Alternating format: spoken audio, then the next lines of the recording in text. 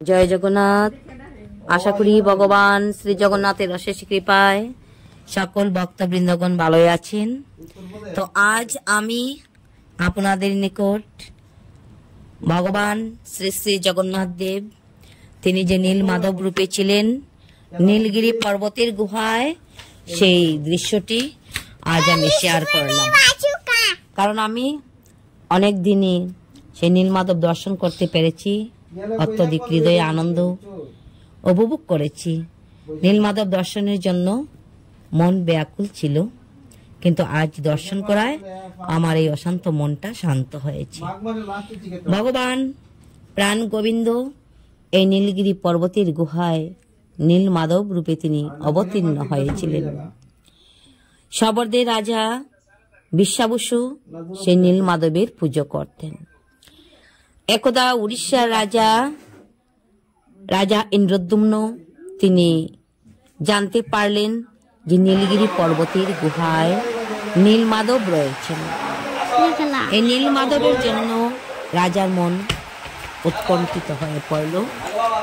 তিনি রাজপুরোহিত বিশ্বাবসুকে ডেকে পাঠিয়েছিলেন নীলমাধবের অন্বেষণের জন্য। তো তিনি নীলমাধবের অন্বেষণ করতে পেরেছিলেন, কারণ অন্য কারো পক্ষে সম্ভব হয়নি। এই নীলগিরি পর্বতের গুহায় নীলমাধবের সন্ধান তিনি পেয়েছিলেন উনার শ্বশুর বিশ্বাবসু মুনির দ্বারাতে।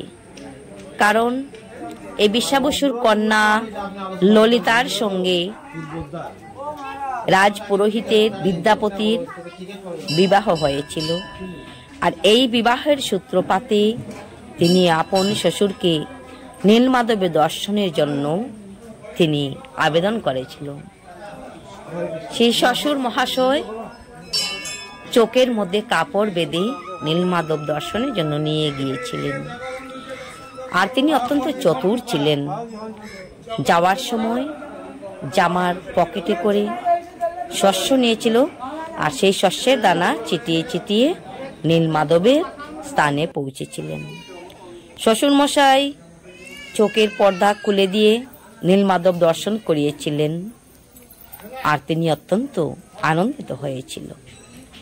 পরে একদিন ওই শস্যের দানা যখন ফুটেছিল, সেই রাস্তা দর্শন করে করে নীলমাধব দর্শনের জন্য গিয়েছিল।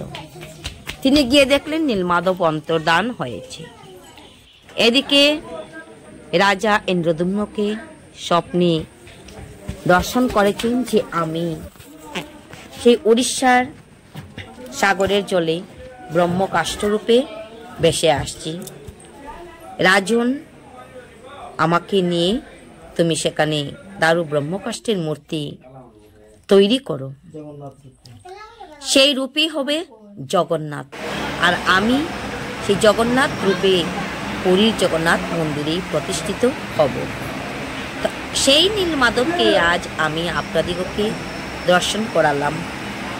আমি এই ছোট্ট ভিডিওর মাধ্যমে আপনাদিগকে নীলমাধব দর্শন করালাম। এই নীলমাধব অন্তর্ধান হয়ে সাগরে ব্রহ্মকাষ্ঠ রূপে ভেসে এসেছিল।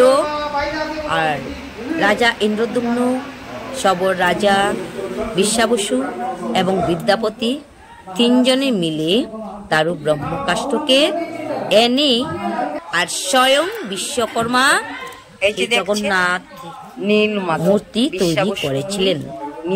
জগন্নাথ, বলদেব, সুভদ্রা। আর এখন আপনাদের সামনে যে দর্শন করালাম ইনি হলেন নীলমাধব।